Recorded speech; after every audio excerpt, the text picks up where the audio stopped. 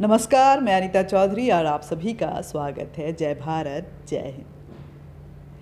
ये नज़ारा देखिए, ये पूरा वीडियो देखिए। ये राजस्थान का वीडियो है अलविदा नमाज का। अलविदा नमाज में ये पूरा शहर जो है किस तरह से ठप पड़ा हुआ है, जाम पड़ा हुआ है, लेकिन यहाँ कोई पत्थर नहीं बरसाए गए। यहाँ पे कोई पत्थर नहीं बरसाए गए और ना ही इस भीड़ को लेकर के कांग्रेस पार्टी की तरफ से कोई स्टेटमेंट आया कि इस तरह से धार्मिक चीज़ें जो हैं वो सड़कों पे नहीं आनी चाहिए। याद है ना, रामनवमी के मौके पर, चैत्र प्रतिपदा के मौके पर किस तरह से जब राम भक्तों ने एक छोटी सी स्कूटर रैली निकाली थी तो उन पे पत्थर बरसाए गए थे, कार्रवाई भी हुई थी और उनको दोषी भी बनाया गया था। लेकिन ये विजुअल जो है वो बेहद सौहार्दपूर्ण सेकुलरिज्म का जीता जागता तस्वीर है। देखिए, कांग्रेस की तुष्टिकरण का ये जीता जागता नमूना है। ये तस्वीरें बता रही हैं कि किस तरह से कांग्रेस मुस्लिम परस्त है। जयपुर की ये विजुअल्स जो हैं वो बता रहे हैं कि कांग्रेस आखिर इस देश में क्या करना चाहती है।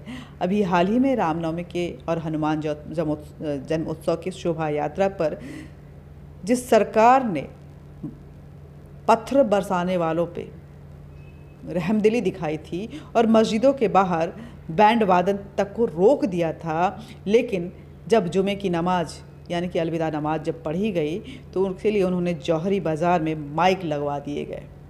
जबकि इस इलाके में 2 हनुमान जी के बड़े बड़े मंदिर हैं, 4-5 अन्य मंदिर भी हैं, लेकिन उन पर प्रशासन का कोई ध्यान नहीं था। यहाँ पे सेकुलरिज्म जो है वो ऐसे ही नज़र आता है कांग्रेस को। हिंदुओं के धार्मिक भावनाएं जो हैं वो आहत नहीं हो रही थी, उनको प्रोवोक नहीं किया जा रहा था। इन विजुअल्स को देख के आप समझ सकते हैं।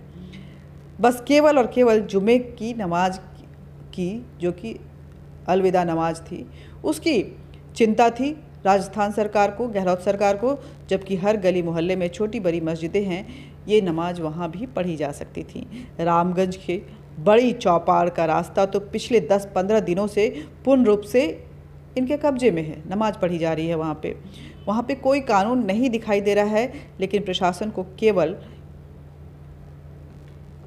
हिंदू त्योहारों पे उन्माद नज़र आता है। और जिस गली से ये जौहरी बाज़ार से गुजर रहा था वहाँ सभी दुकानें हिंदुओं की हैं, लेकिन एक भी हिंदू ने इन विजुअल्स को देखकर पत्थर नहीं बरसाए। उनकी धार्मिक भावनाओं में उन्माद नहीं आया, वो उत्तेजित नहीं हुए।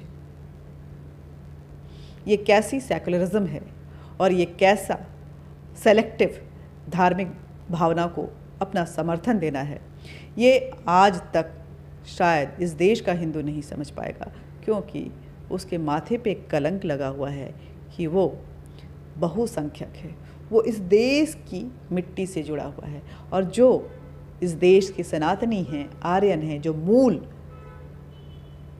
ब्लड है, जिनको इंडिजिनस ब्लड कह सकते हैं, उनके ऊपर अत्याचार, उनकी भावनाओं को आहत करना, उनके त्योहारों के रंग खराब करना, शायद यही सेकुलरिज्म है। जय हिंद, जय भारत। इस विजुअल को शायद आप टेलीविज़न पे इतने अच्छे से नहीं देख पा रहे होंगे, शायद छोटी खबरों में गया होगा या नहीं भी गया होगा। कोई भी आपको नहीं बताएगा कि हाँ, किस तरह से गहलोत सरकार और कांग्रेस सरकार जो है मुस्लिम परस्ती की राजनीति, जहाँ वो छोटी सी सत्ता में बैठी हुई है, वहाँ भी करने से बाज नहीं आ रही है और हिंदुओं को गाली देती है। हिंदू और हिंदुत्व से उन्हें परहेज है, उनसे नफरत है उनको। लेकिन जब इलेक्शन आता है तो मैराथन दौर भी शुरू हो जाता है मंदिरों का, टीके भी लग जाते हैं, लाल चुनरी भी पहन ली जाती है और रुद्राक्ष भी पहन लिए जाते हैं, शिव भक्त भी हो जाते हैं और माता के चरणों में अपना श्रद्धा भी अर्पित करने चल पड़ते हैं। ये कैसी सेलेक्टिव श्रद्धा है, ये भी समझ के परे है।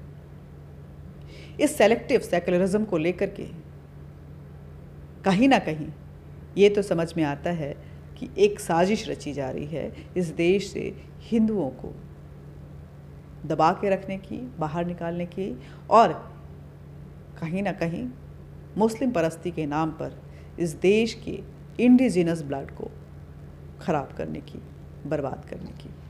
जय हिंद, जय भारत। मिलते रहेंगे बातचीत भी होती रहेगी। बातचीत का ये सिलसिला भी जारी रहेगा। इसके लिए ज़रूरी है कि आप हमारे चैनल को सब्सक्राइब करें, लाइक करें, शेयर करें, बेल बटन दबाएं और अपने विचार कमेंट बॉक्स में ज़रूर लिखें। जय हिंद, जय भारत।